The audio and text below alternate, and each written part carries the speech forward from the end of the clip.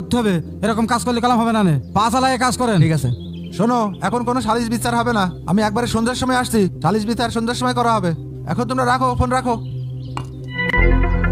হুজুর, আপনি আপনি এখানে রাজমিস্ত্রির কাজ করতেছেন?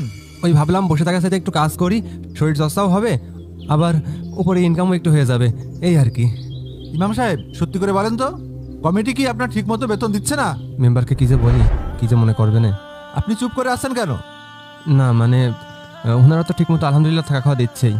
আমি জিজ্ঞেস করেছি আপনাকে ঠিক মতো বেতন দিচ্ছে কিনা, কারণ আপনাদের কমিটি সম্পর্কে আমার একটু ডাউট আছে। শোনেন, আমি এলাকার মেম্বার, আমাকে সব দিকে নজর রাখতে হয়। আপনার মুখ দেখে মনে হচ্ছে আপনার কিছু একটা হয়েছে, আপনি নির্দ্বিধায় আমাকে বলতে পারেন। আসলে মেম্বার সাহেব, ওনারা বললেন মসজিদ উন্নয়নের বেশ কিছু কাজ বাকি, তাই এই মাসের বেতনটা সামনের মাসের বেতনের সাথে একসাথে দিতে চেয়েছে। আমিও আর জোর দিতে পারলাম না। আবার ওদিকে গ্রামে আমার আব্বু অনেক অসুস্থ, টাকা খুবই দরকার, তাই বাধ্য হয়ে এখানে একটু কাজ করতে এসেছিলাম। ফান্ডে টাকা নেই মানে? আপনি আসেন আমার সাথে কেশিয়ারের বাড়িতে। না মানে উনি আবার কি মনে করবে, আমি আবার সকালে একবার গেছিলাম। উনি আবার কি মনে করবে মানে? আসেন আপনি আমার সাথে, আসেন। উনি যা মনে করে করুক, আপনি আসেন আমার সাথে, আসেন। না, কি ঝামেলায় ঝালা পাকাবে না মেম্বার সাহেব, কিছু বুঝতে পারছি না তো।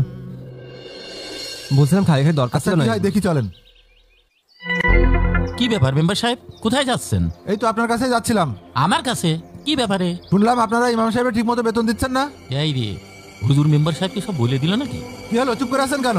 আসলে এ মাসে অনেক খরচ তো, তা আমি ইমাম সাহেবকে তো বলেছি আগামী মাসে 2 মাসের বেতন একসাথে দিয়ে দেবো। আগামী মাসে দিবেন তো? হুজুর কি এ মাসে না খেয়ে থাকবে? মেম্বার সাহেব না খেয়ে থাকবে কেন? হুজুরের থাকা খাওয়া তো মসজিদ থেকে আমরাই দিচ্ছি। আমি বলতে চাচ্ছি, উনার তো একটা পরিবার আছে, উনার পরিবার কি না খেয়ে থাকবে? একবারও কি খোঁজ নিয়েছেন উনার পরিবারের কি অবস্থা? উনার বাবা প্রচন্ড অসুস্থ। তার বাবা মা অসুস্থ, সেটা খোঁজ রাখার দায়িত্ব তো আমাদের না। ছি, আপনাদের মন মানসিকতা এত নিচু আমার জানা ছিল না। উনার বাবা অসুস্থ, তাই মসজিদের ইমাম হয়ে রাজমিস্ত্রি কাজ করে বেড়াচ্ছে শুধুমাত্র আপনাদের জন্য। বলছিলাম মেম্বার সাহেব, খামোখা এগুলো বলার কি দরকার আছে, বাদ দেন না এগুলো।